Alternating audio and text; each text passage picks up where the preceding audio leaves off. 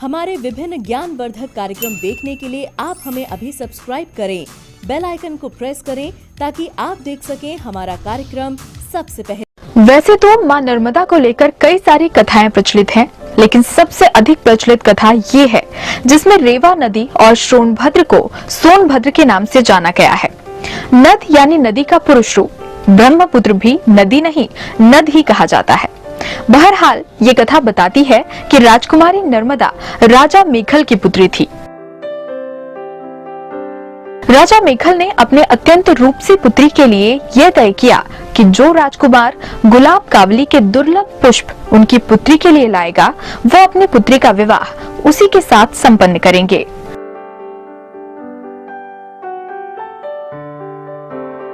राजकुमार सोनभद्र गुलाब कावली के फूल ले आए, अतः उनसे राजकुमारी नर्मदा का विवाह तय हुआ।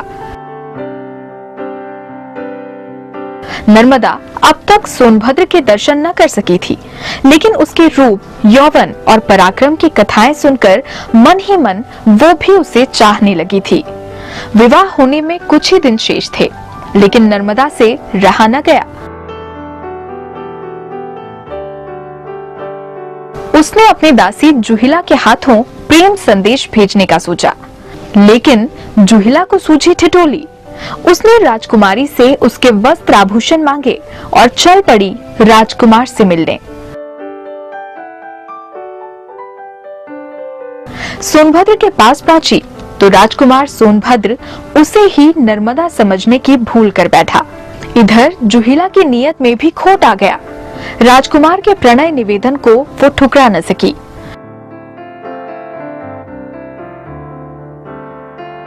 इधर नर्मदा का सब्र का बांध टूटने लगा।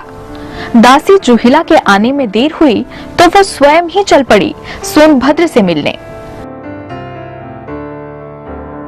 वहां पहुंचने पर सोनभद्र और जुहिला को साथ देखकर वो अपमान की भीषण आग में जल उठी।